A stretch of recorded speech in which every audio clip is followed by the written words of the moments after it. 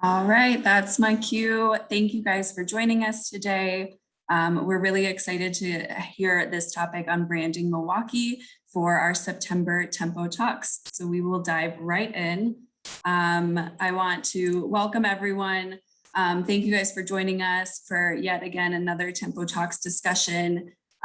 These have been happening since the onset of the pandemic, and they've quickly evolved to ongoing conversations featuring our Tempo members on various different topics. So thank you for continuing to join us for these sessions on Fridays afternoons.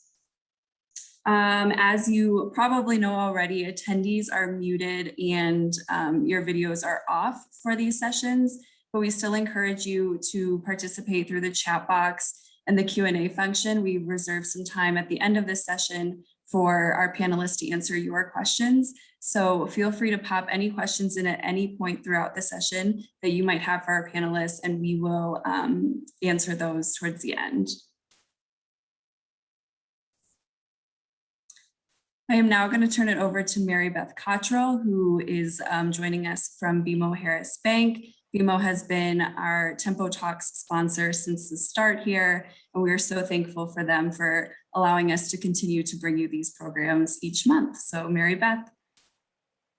Thank you, Kelsey. Hello, everybody. It is great to get to reconnect with you for another opportunity to hear from our amazing Tempo members, as well as the greater network that we have evolved in. Really looking forward to the conversation about branding, as each of us have our own brands and have the way to advance that. I was even thinking about branding when I was putting lipstick on again today, which hasn't happened nearly enough. Looking forward to seeing you all in person with lipstick on. And one thing I always try to do, as well as share the pride that BMO has in being able to sponsor this very special group, is to thank you and thank the team for putting this together and giving us another way to connect through all this amazing history that we've been through and going forward. One thing I also try to share is something new. BMO has just launched our BMO Women in Business Credit Program. And I share that simply because if there's something that we could be doing to help, feel free to share the news with others that you know who might be looking. It is offered through our Women in Business initiative that began last year as part of BMO's 5-year, $5 billion BMO Empower commitment. So feel free to spread the word and let me know if I can make some connections for someone.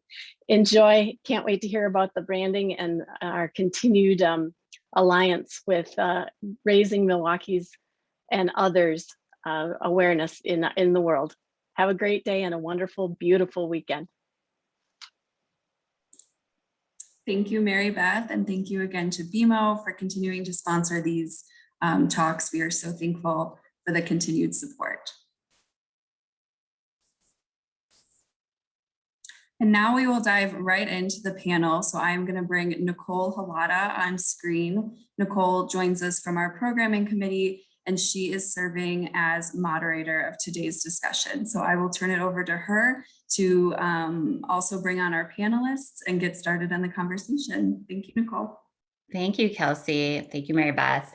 Good morning, ladies and listeners. Welcome to today's conversation, where we will be discussing the branding of Milwaukee and getting our fantastic city on the map. To start, I'd like to have our awesome panel do some brief intros with their names, titles, companies, and for a little fun on a Friday, your favorite thing to do in Milwaukee. Chris, can we start with you? Sure. Good morning, everyone. Afternoon by 6 minutes, I guess. My name is Chris Nadel, and I head up the public relations group at Laughlin Constable. I represent the teams across our Milwaukee and our Chicago offices. Been with the company for 9 years, and prior to that was with another Milwaukee agency. So I've been a proud Milwaukeean and cheerleader of Milwaukee for a long, long time. My very favorite thing to do in Milwaukee is outdoor dining. Rooftop bars, rooftop restaurants, sidewalk restaurants. Was at the new Central Standard earlier this week. Amazing rooftop that everyone should check out. and try to do that quite often when we can and the weather allows. And even last year during the pandemic, I was a frequent visitor to the outdoor tents and igloos and everything else. So Thank you for the pro tip on Central Standard, Chris. Elizabeth, can we hear from you? Hi, I am Elizabeth, and I am the founder of Chasing Paper. We started almost 10 years ago just as a removable wallpaper company. I was living in New York and had a very tiny little West Village apartment that I really wanted to make my own, but there wasn't really a product that I could find that sort of allowed me to have the look and feel of wallpaper, but not the commitment. I started the business just from that kind of personal need and excitement, with some buy-in from some really amazing, influential women in my life then, who are still in my life now. Fast forward 10 years later, very full circle, I am back in Whitefish Bay with my husband and 2 daughters, which is where I grew up, bringing my business with my brother, who's also my business partner, back to Milwaukee, where we're obviously both from. And it's been an amazing journey. Now Chasing Paper has evolved with lots of new product extensions, which has just been very exciting, especially in the last couple of years. And then of course, been a very wild ride for the last, 18 months to 2 years with the pandemic and post-pandemic. Been a very interesting time to be a business owner for sure, but so glad to be doing it here in Milwaukee, and really could not be thinking of doing it anywhere else successfully. So very always excited to do anything with Tempo. It's such a special community, and just feel really lucky and excited to be here today. Thank you, Elizabeth. We're glad you're back and look forward to hearing more about your journey back to Milwaukee. Claire, tell us about you. Hi, everyone. Again, thank you for having me and for having Visit Milwaukee here. Anytime we get to talk about what we do to Milwaukeeans is something we love doing. You might realize Visit Milwaukee, our #1 goal is to bring in visitors, of course. And so that means you don't often see us out in Milwaukee, especially our advertising. So anytime we get to spread the good word is something we love doing, and we love Tempo as well. I'm the director of communications. My team is responsible for telling the world through the media that Milwaukee is the best place for a meeting or a vacation, and sometimes to live. So that is what we do.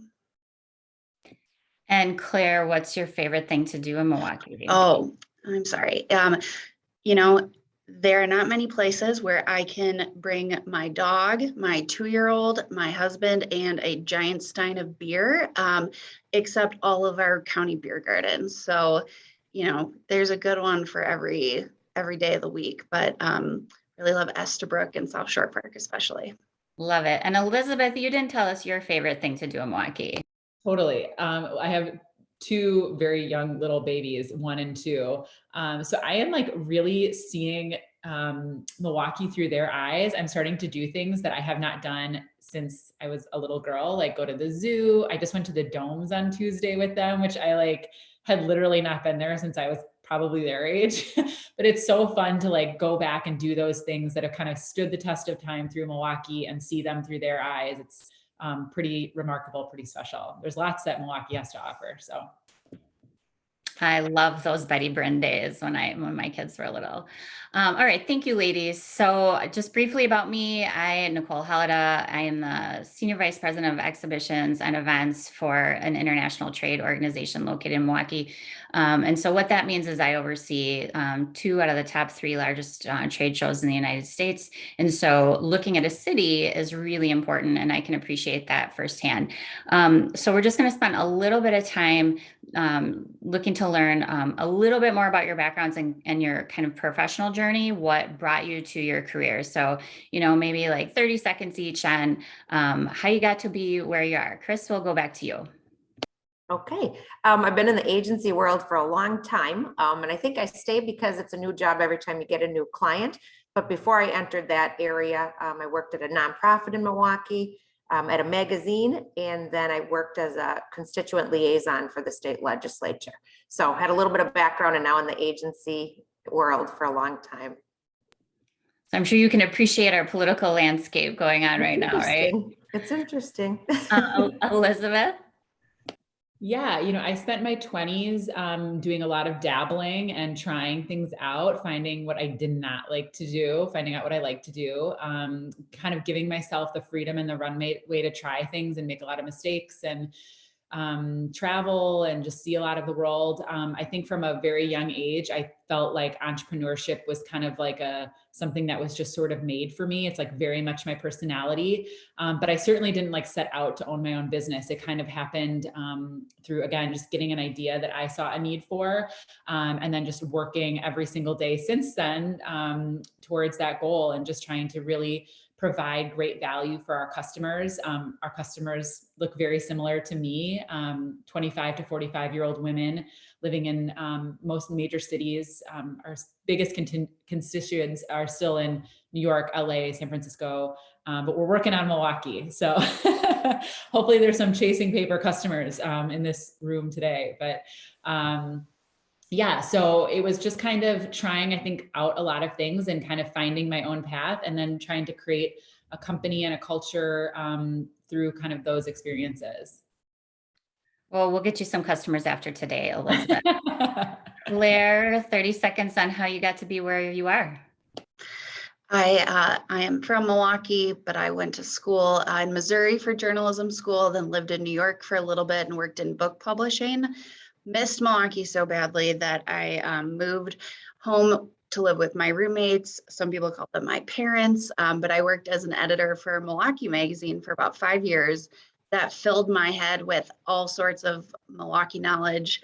Never thought I would learn, which prepared me to step into my role at Visit.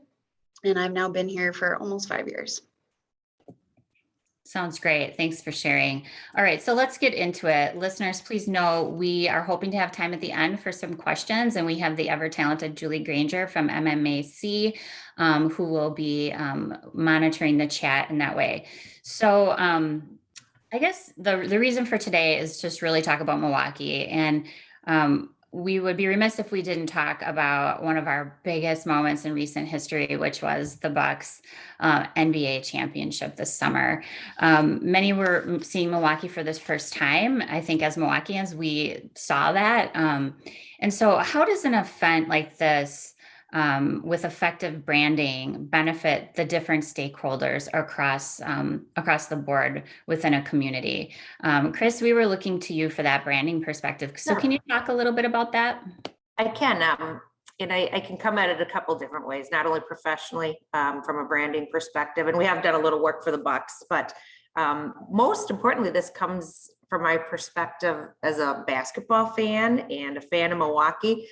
And I was very involved down there. My friends and I were going down to the Deer District during this whole run and became a little bit of a good luck charm, I like to think, because we kept winning as I was going. So we personally contributed to the economic vitality of downtown Milwaukee during that run because we felt compelled to have to keep going.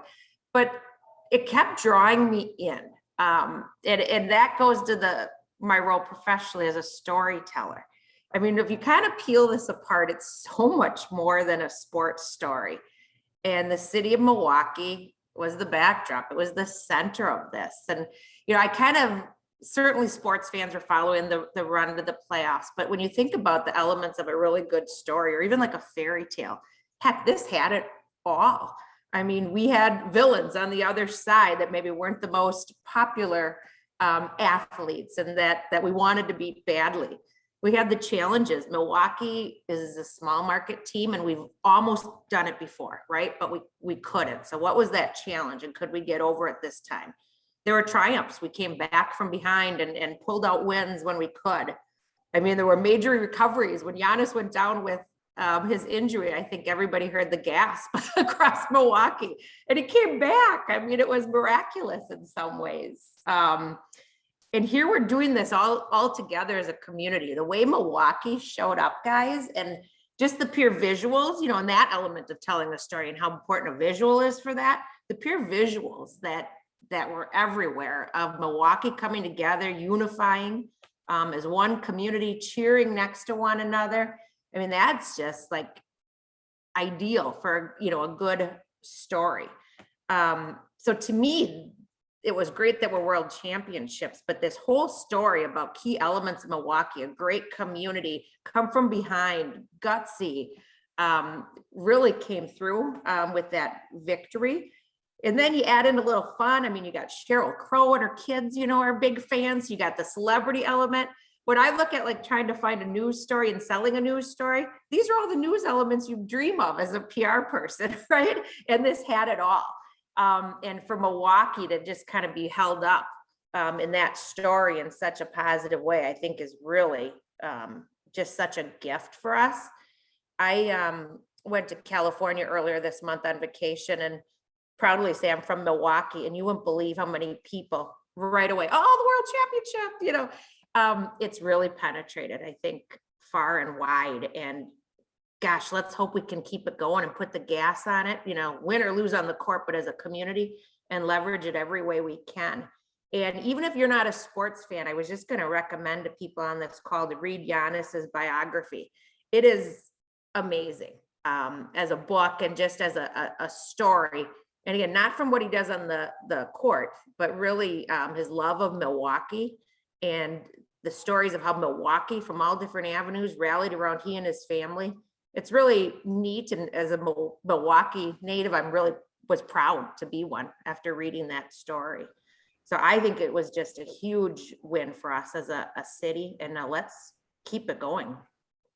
No doubt a win. I mean, I was really taken when Giannis said he chose to do it the hard way. And I felt like that really aligned with Milwaukeeans, you know, yeah, like we're hard work, right? And so much more, but I think that's a real foundation for us here in Milwaukee.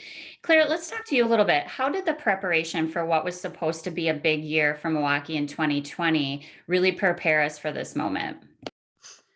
Well, in a lot of ways that we could have never anticipated. Of course, you know, at the end of 2019, going into 2020, we were thinking this is going to be the most exciting year in Milwaukee's history, with big things like the DNC, with things like the Ryder Cup, all helping with this momentum, with two amazing professional sports teams that were on their way to the very top. All of those things seem to be happening at the same time. Of course, that's not what happened.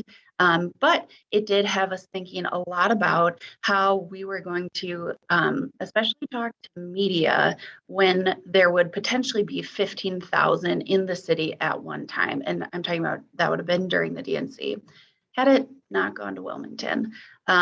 So as part of thinking about that and preparing for that, we worked with some other local civic groups to kind of talk about what stories should we be highlighting? What are the takeaways we want an international audience to have when the cameras all pull up and go home? And through those exercises, we generated like hundreds of story ideas about all corners of the community. And they all kind of bubbled up to three really big things. And we have kind of continued to just think about those three big buckets and tell anyone who asks that they can do the same, because they help tell a story of a city that is impossible to put into one 8-second soundbite. I think we all agree it is a tall order to try and do that about any community, but especially one as unique as Milwaukee. So those three buckets were Milwaukee is a city of innovators. We've been doing it forever. You know, it was the Milwaukee breweries that figured out how to put ice on a cart and expand their shipping to Chicago, which led to the beer barons, you know, and that kind of innovative spirit is, of course, here in so many different ways.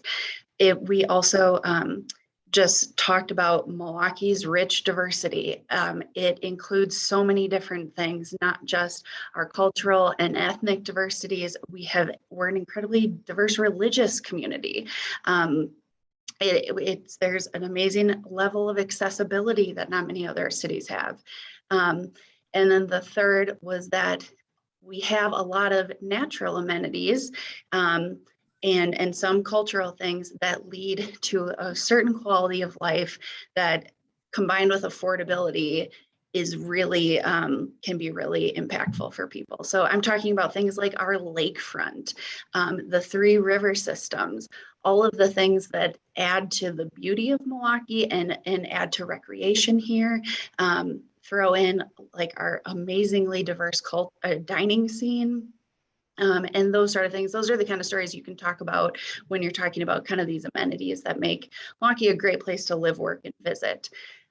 So under those 3 big buckets, we've kind of been trying to just weave those into as many media opportunities as we can, proactively and reactively.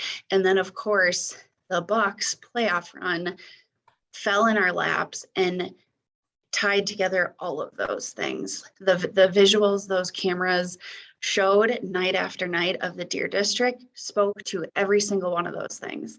And that was, again, nothing we could have planned, but something we were absolutely elated to try and capitalize on. Yeah, Claire, you and both Chris said storytelling. So that's one theme I've already heard, so for people to think about, telling that story. And you talked about the natural resources. My favorite thing to do in Milwaukee is boating, because I spend an awful lot of time at McKinley Marina on the boat. So it's a great gem that we're lucky to have. So let's talk a little bit about brand ambassadors. And just for the people in the chat, after this section, we are going to go to the chat and see if there's any comments or questions. You talked about the impact on the community as a whole. We saw that, firsthand ourselves in the media. Given our audience members are business leaders, what can they be doing as strong Milwaukee advocates to really leverage Milwaukee for their organizations? Chris and then Claire. Yeah, that's a good question. A couple thoughts I have. First of all, I guess be loud and proud, right? That we're based in Milwaukee and we have a great city and a great story to tell. I used to remember saying I'm working in Milwaukee, or companies in Milwaukee, and almost feeling that people saw us as a stepchild of Chicago. I don't sense that anymore. I think Milwaukee has come into its own, and we should be really proud and excited about that. I commend, and I think it's exciting about Milwaukee Tool, because our name is in a company that's growing and doing great things and nationwide, and that's really exciting. But I think all of us don't have that benefit, but we can praise Milwaukee and try to open others' eyes to it. I'm in a unique situation a little bit because we have offices in both Chicago and Milwaukee, and our teams go across the 2 offices quite a bit, myself included. But I've been really excited over the last probably year or 2, how many have chosen maybe Milwaukee as their base instead of Chicago, or they prefer to come here more days, than Chicago. And nothing better or worse than the city, but they're just getting exposure to it and they're finding out they like it a lot. I just kind of informally, before today's discussion, asked a few of the transplants or the new Milwaukeeans about it, and things they shared, you've all probably heard it, but it's just so true that they've actually chosen Milwaukee because of these things. And it's great for me to see, but that there's always something going on in Milwaukee. And kudos to our hospitality industry to think out of the box and have activities going on all the time for young adults. They just love that it's so many transportation options, whether it's walkability along the river, to being able to have a car and drive and actually park and get places. The benefit of cost of living, you can have absolutely everything a major city has, but live here, live within reach of all that, and do so a little bit more affordable. So it's things like that what can we as a business community try to open more eyes to about the good things of Milwaukee.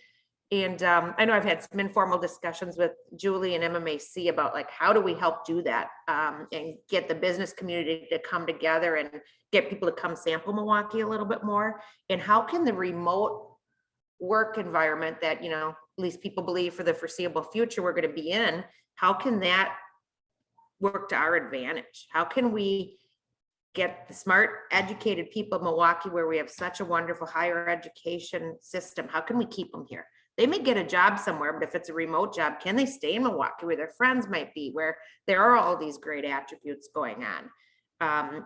How can we recruit people into Milwaukee who can work anywhere, but would love the affordability and the activity of Milwaukee? And maybe it's my age and that my children are a little bit older and soon will choose where they want to live, but how can we also instill families to show people Milwaukee, you know, Wisconsin families, and stay here, stay near your roots, but you can work any job you want with the remote flexibility of today. So I think, you know, I think Milwaukee businesses do a great job, but we just have to do more of it, louder, prouder, and showcase our city. I think that's neat that you said, you know, people are choosing Milwaukee maybe over Chicago. You know, those are built-in testimonials that companies can be using in order to maybe recruit and retain people. Claire, what are your thoughts on this topic? I think, you know, we should all be leaning into the Bucks win as much as we possibly can. I did a little search of Google Trends just before this, and right at the end of July during the finals, I mean, that was when more people were searching about Milwaukee than in the last 5 years. We need to run with that. I can speak to a little bit about how Visit has done this, and including just last week, we sent some of our sales team members and our CEO out to Tampa for a convention called Connect. It is a convention of about 1,000 meeting planners who destinations like Milwaukee go to, of course, to sell them on, hey, bring your meeting here. Nicole, maybe you've even heard of this one, but we went last week. We sponsored the closing keynote, who is Simone Biles, and as part of that, we got like a 5-minute presentation time. Well, knowing everything going on with the Bucks and the excitement and our budget, we brought out DJ Shauna to give the coolest pump-up speech probably ever, and deliver this presentation about Milwaukee that we were just really proud of. And people were absolutely blown away about it. We've heard from locals who heard about it, meeting planners at the show. DJ Shauna was stopped and had like paparazzi moments that we could have never expected. But it's just one of those things where we're trying to say the exciting, diverse, wonderful Milwaukee you saw on TV every night in June and July. That's what you can have. And the more businesses can lean into that, combined with the affordability factor, we have always said, to businesses, to travelers, to meeting planners, your dollar, you can do the same things in Milwaukee that you could do in Chicago, but for a whole lot less money and in a lot less time. And that obviously holds true today. I would like to just throw in my brother. This weekend is moving from LA back to Milwaukee for a job. I could not be more happy about this, but it's millennials seeing all of these things we're talking about too, and saying like, yep, that's where I want to plant my flag. Thanks. I know when we go to a city, we work closely with the city to leverage, you know, the brand of that city in order to attract attendees to come to our events. Mm-hmm. Claire, what kind of tools do we have through your organization to help our listeners do that? There are quite a few. Some of them, so we are a partnership organization, and so some of them are available to partners. There's some available to just anyone though. Our website is a great tool for anyone. We've got stories about all sorts of Milwaukee bits. Anyone is free to borrow that as much as they like. There's also in the media section of our site a section called In the News. We try to put stories that we've worked on with national media in there, and also sometimes we just grab great hits about the community and throw them up there too. We know that these stories can sometimes win over meeting planners. They can help gain more attendees at meetings. They're great for recruitment too. If Vogue, if Esquire, if all of those national publications are all kind of singing the praises of Milwaukee. So I would definitely keep that as something to be adding to your own, you know, PR kits and recruitment tools. For our partners, we do have a number of corporate partners who do use us for recruitment stuff. We have an image database of like thousands of images that we are investing in every year so that you can get a very accurate reflection of what the city looks like in those images and use them for your own promotion. And we also even do bus tours for people. We're doing one next week of just city tours, familiarization tours. We've done presentations for the purposes of recruitment. We've talked to HR departments all about how they can use a bunch of this stuff to help sell people on Milwaukee. So yeah, we are all ears to anything, and just want people to be using these resources because we think they're good, and we think they will help sell whatever you're trying to about Milwaukee. Thanks for that. And we want to hear from Elizabeth. I know we're going to go to the chat, but I can't say enough about tapping into those local resources. If they don't have something that you're looking for, well, first make a connection. If you're trying to utilize Milwaukee and maybe your value proposition in your company's product or to recruit and retain, make that connection, know those people personally. And if they don't have something, I know they'll go out of their way to try and find something that would work for your need. So let's go to Julie Granger in the chat. Julie, do you see anything there for us? I do, and it is a question for Elizabeth. So as a company that's headquartered in Milwaukee with a focus on getting customers nationwide, how important is it to you to showcase your roots as a company? Do you see opportunities to highlight being from Milwaukee, or is it more of an opportunity to surprise customers that you aren't based on one of the coasts? That's a great question. Obviously, I started the business when I was living in New York. So that was kind of a big part of our ethos. But at the same time, from day one on our website, it was that, we were born in kind of like the hustling sparkle of New York City, but our heart and our roots were in the Midwest.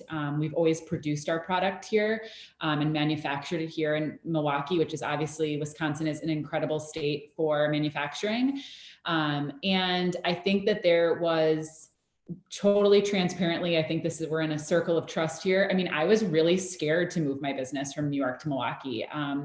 I didn't know, I hadn't lived in Milwaukee in 20 years. I would come back a lot, obviously. So I kind of felt like I had my finger on the pulse here, but I mean, it was so different from New York and from the world there. And it was kind of a leap of faith. But what I really felt like is that our company had always been sort of rooted there. And then now we're telling that story more. I think for any company that has something that I sort of sometimes liken it to, and this might be controversial in this group of people, but it's like people who say like, oh, I'm like a girl boss. And then other people are like, but why does it have to be girl boss? Like, I'm just a boss, or I'm just a leader, I'm just a person.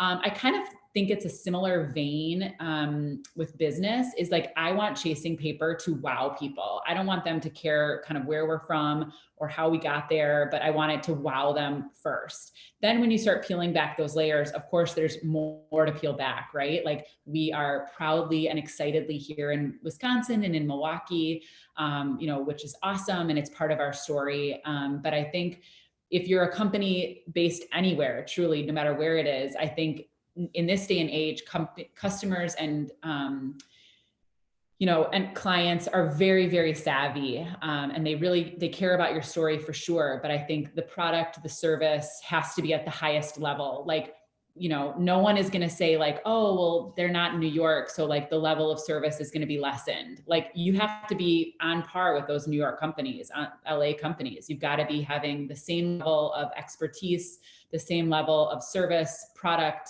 advertising, anything. So, I hopefully that answers the question. But I think people are definitely still surprised when they find out sometimes that we're in Milwaukee, but it's something that we're also really trying to commit ourselves here. Charities, different things, like we're really trying to also reinvest into the community here. And also, kind of off topic, but maybe not, is that I think just creating more creative jobs here. Growing up here, I've always been a creative kid. I was never destined to be like a CEO of a bank or like anything probably in the corporate world. And I did not see any representation. And obviously it's a big manufacturing. There's a huge financial services industry here. I never saw jobs that looked like the one I have now. That would be sort of for a kid who's interested in art and writing. And I think that there's a real hope, and I hope Chasing Paper is kind of starting that for creative companies to come back and set up shop here, because to lose that talent to the coast, I think is sad. I think we should also be able to, really sort of champion and get excited about jobs that look different from maybe what's traditionally been kind of celebrated here in Milwaukee. That's why I try to always say yes to panels like this, or speaking to younger women and people kind of coming up is because, you know, I am sort of an example of that. And so I just always try to tell that story in Milwaukee and beyond. Thank you for that, Elizabeth. Julie, is there anything else in the chat? Yes, we have a question from Erin. Erin says, I'm a business development executive and sometimes feel that I miss out on new business deals as organizations or professionals outside the Midwest see us as less sophisticated in business versus the coastal cities. What can we do to show other regions that we are open for business and we have strength in business with educated and experienced leaders, and we are as sophisticated as places like New York, LA, etc.? I love that question. I'm not going to go into that further myself because I feel like people do business with you and then they're like, oh, you guys are really smart, coming from Milwaukee. So Elizabeth, I'm curious from a business perspective, how you're leveraging that, just addressing what that question was. Do you feel like you could speak to that? Yeah, I do. I mean, I really try to, and again, it was kind of a thing that I think about, and something that I tell my team a lot is that when I lived in New York, I mean, I was babyless and husbandless, so I had a lot more free time on my hands. But I mean, I was out every single night at different cultural events, different networking events, you know, all kinds of different things. And I think that culture is really starting here in Milwaukee. But what I would encourage everyone to do here is, if you see those things, or are invited to those things, go. I think Milwaukee has a lot of times that people are excited about ideas of things, but they don't show up. And I think showing up is a huge part of it. It's about building a community of people that are like-minded, that are going to be sharing ideas, that are going to be sharing information. And I know a lot of times, those are where the biggest ideas are going to go. And I think the other great advice that I was given right before I moved back to Milwaukee by a mentor who has really seen me through my whole career was that he was like, the best part of living in Milwaukee is that you are going to be able to leave. And I think that you've got to kind of continue to do that. Milwaukee, it's such an easy city. You can get to the airport pretty much from wherever in 20 minutes. You can fly, you can get places. It's in the middle of the country. You know, I think also keeping a pulse on what is happening in other places is an important part, and then bring that information back and then create an event, a group, disseminate that information as well. I think it's a Midwestern trait that we sometimes keep things close to the vest.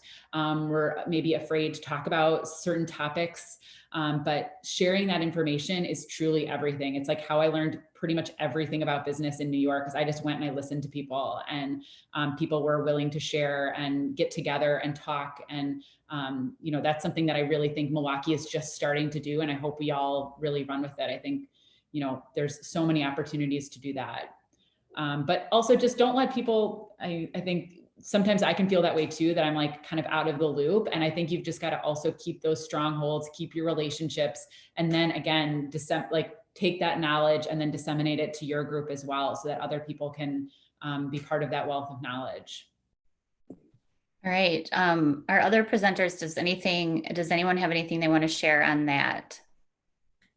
I would just add, I think everything Elizabeth said is right on the spot. One thing we do, because we do end up competing against agencies in LA and New York and coastal cities, we try to lean into Midwest as much as we can. I know key first is getting that opportunity to show your big ideas and to show your intelligence and your creativity. But then what makes us different by being in the Midwest? You know, for us, it's independence, also not being owned by a conglomerate, but it's that work ethic, right? It's that Midwest nice. People like to work with nice people. You know, how can you lean in and take the benefits of the Midwest, still have that great creative, great big idea and smarts, but then there's other things that we can bring to the table, and how do we lean in on that? I think somebody else used that term before, but be proud of that. I think that's a great insight. I mean, we've all, I'm sure, worked with people all over the United States or the world, and you can definitely see how people are different. And I do think that's a positive. So I'm glad you brought that forward, Chris. So Elizabeth, I had some questions for you, but you kind of addressed them from the chat. So I'm going to shoot from the hip here and kind of ask you, as a business owner, do you see another city leveraging their city well? Is there a place for us to improve, or stealing genius at all of companies that maybe are doing it well? So two things: companies that are leveraging Milwaukee well, that you've kind of thought, oh, that's cool, or cities that are presenting themselves well, that you think, maybe we can steal a little genius from. I think Detroit is doing a great job. They've got some really incredible companies that are coming out, like a Shinola, things that are really regarded around the world that come out, and they've really done a great job of sort of creating Detroit as sort of the backdrop to everything. And obviously Detroit is a city that's gone through like major ups and downs over the last couple of decades. But I don't know. I mean, I think they're doing a pretty amazing job. And I think the other thing that I've just noticed there is kind of what I was speaking to before about, there is a community there that is showing up in a big way, really sort of championing other businesses, coming together, really uniting to be something bigger than themselves. So I think they're doing an awesome job. I mean, there's so many brands here that are doing great things. I mean, I think off the top of my head, I mean, Kohler is such a huge one, but I feel like Kohler does such a great job of sort of creating that Wisconsin sort of like feel and look and, cadence through everything that they do, but they're doing things on such a global level that I think is really exciting. But I think they do a really nice job of creating kind of like best in class experience, but also having that Midwestern roots. I mean, they're also a privately held company, which I think gives them a different feel. There's many more. I'm just kind of like not thinking of anything off the top of my head, but yeah. And I mean, and it's truly something that I am really trying to create with Chasing Paper is how can we be, creating environments and, events and different things around town and here that sort of, right now we're doing a pop-up with other women-owned and local-owned businesses down in the 3rd Ward for during Summerfest, right next to Francesca's, and taking part in doing things like that. Just trying to, get more involved in the community here and leveraging the awesome people we have. Mm-hmm. And to follow up on that a little bit, what are you guys all hearing? Claire, I'd be curious from your perspective, and then Chris, yours as well. Chris talked a little bit about the employees, but what are you hearing from clients or visitors, tourists, et cetera, about what they think about Milwaukee? And is that messaging working? Well, we have always heard that Milwaukee is incredibly welcoming to visitors, that the locals are very helpful to visitors, and that the amenities are far better than they could have ever hoped, that the city is cleaner than so many other places they've been. I can't tell you how many people during the recent USA Triathlon, which brought in like 10,000 spectators and athletes, can't tell you how many people mentioned how clean the city was to me, but overall, we still hear all the time, gosh, I'm so surprised by how amazing Milwaukee is. And we still hear that. We heard that after the Connect presentation. I don't know when that part will go away, when the surprise factor will go away, when national media will stop being, oh my gosh, who knew? But we are working every day to make sure that no one is surprised anymore. That would be the ultimate goal for me, to never be in another listicle that says like 9 surprising great cities. Because in our minds, the secret is out. We just need to keep sending that message. I'll just add everything Claire said, I hear as well. The wow factor, like, wow, I had no idea. 2 other things I hear often is they cannot believe the great food, the great restaurants, the rich cultural cuisine we have in Milwaukee. They just rave about that when we bring them in town and do dinners out or give them restaurant recommendations and such.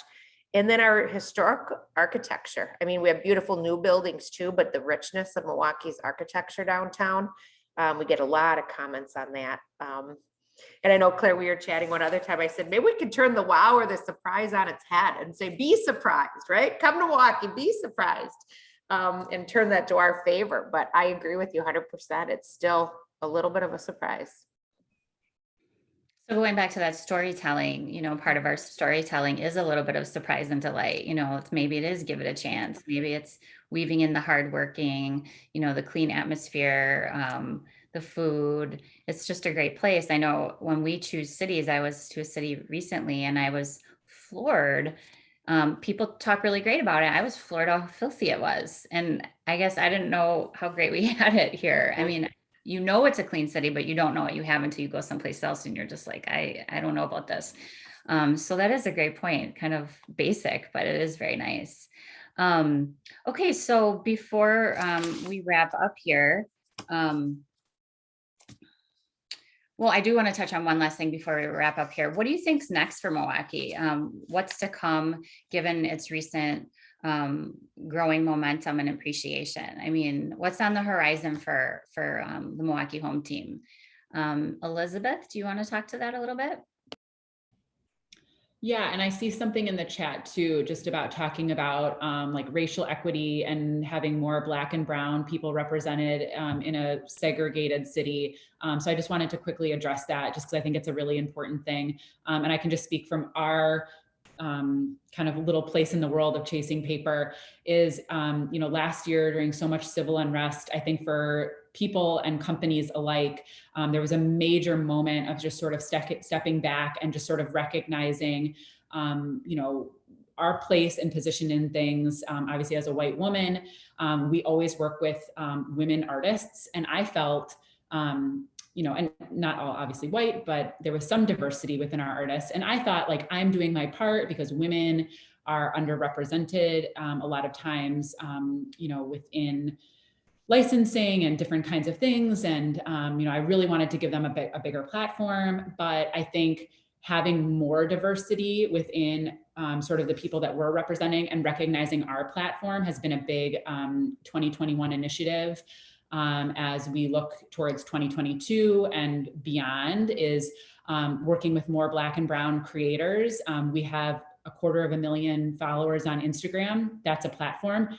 On a day-to-day, because you get so into your own weeds, I feel like, oh, nobody's listening, nobody's watching, nobody cares, but there are. And we get customers. One I remember specifically, during 2020 and kind of the height of things, she said, my daughter comes to your site and she doesn't see herself in a lot of the things. And I mean, that day I was like, we have to get a plan together, and things can't happen overnight, but it's like, it has to be a very thoughtful thing. And it also has to be something that you are going to keep accountable for. So we created 3 initiatives at Chasing Paper that we felt were doable. We didn't want to just shoot for say things that we couldn't do.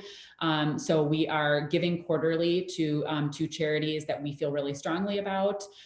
We are creating much more diversity within our content users, and just so that representation in our Instagram feed, our stories, have a more diverse look and feel, and then creating collaborations with Black and brown artists and designers that will then not only hopefully translate to a new segment and audience that will feel more represented, but also just create revenue streams for those Black artists, which is super important.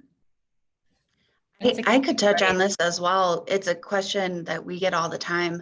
And especially, travel media, they read the news too. They see the same headlines we've all seen that we're all embarrassed by.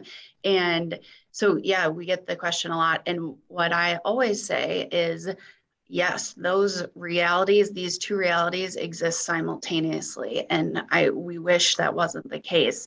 I always, we start from a place of honesty. Like, yes, there are disparities. There is still inequality. I try to include as much as I can about the history. How did we get here? What kind of policies shaped these inequities we have today? And then really the best thing we can do after that is highlight groups trying to fix it, because there are so many across the city, businesses, nonprofits, government initiatives that are trying to address all of the things wrong with Milwaukee. And so that's kind of the approach we've taken, is just be honest, explain how we got here, and then highlight the positive. Thank you. And Elizabeth, I just want to say thanks for sharing that like real personal observation with your company and what you're doing with that too. Chris, anything on this topic or on what's next for Milwaukee? Just two things I would say, and I think we're going to look at it a little bit, but Visit did some great advertising during the Bucks run, and they've done it in other places. And I thought the diversity of Milwaukee really was highlighted nicely in that. And I think we're going to look at that in a minute. And I heard Elizabeth say a couple times, and it strikes with me as well, about the lack of some in Milwaukee seeing different careers and career possibilities for them, especially in the creative space. And I know there's a number of different efforts underway to change that. We have a continued challenge in the advertising and creative industry as a whole and getting more diversity. And a lot of things are being done to address that. I know MMAC's got some efforts. Ken Hansen and Greater Together do. And there's going to be a third one that's going to be launching in Milwaukee very shortly that we're involved with. It's called the Brand Lab. It's a duplication really of a program in Minneapolis for many years, and Quad has funded it for here in Milwaukee to kick off.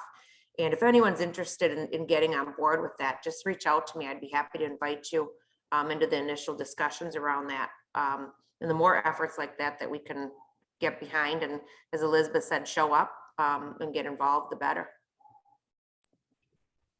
This was really great information that we added. Thanks for those in the chat who were asking questions so that we could talk about this. So we're going to go back to the Q&A and Julie Granger to see if we have anything else.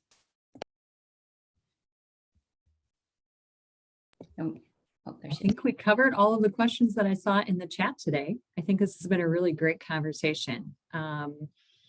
If we don't hear anything else, I think we could have time for just a really brief but very uplifting video that Visit created. And then I want to urge everybody to stay on the call for just a couple extra minutes. There are going to be some announcements at the end. All right. Thank you, ladies. It was so great chatting with you. Thank you. Thank you. Yep, as Julie mentioned, we're going to go ahead and share a video. Claire, if you want to provide a little bit of background on this commercial that Visit put out and kind of where it originated and what the story was behind here, that'd be great. Yeah, so when we knew the DNC was going to be a virtual event, like just a few weeks before it actually happened, we worked with our ad agency, Hanson Dodge, on two 30-second TV commercials that we tried as best we could to put out into the world during the DNC. We really love them. This one is called Powered by the People. It's narrated by our amazing poet laureate, Dasha Kelly Hamilton. And we just thought it spoke to that moment in time about our city and about its best asset, the people. We are so lucky for the Bucks because we got to reuse this during the playoffs. We aired it in a number of different markets throughout some of the run up to the finals and then during the finals as well too. So I hope you enjoy. Awesome. Thank you. Please enjoy.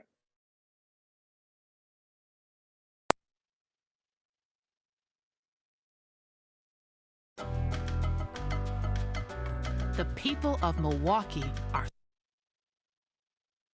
something. Making something new, something special, making change. Yes, this is Milwaukee, where alleyways turn to art galleries and MVPs are more valuable off the court. A place powered by the people, making their city a bona fide worldwide phenomenon. So come and feel a little bit of that people power for yourself.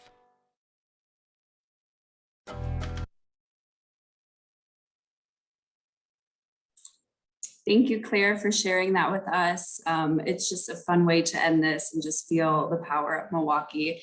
Thank you guys again for this conversation, for all that you're doing for our city and to showcase it and to build on the momentum that we've recently had.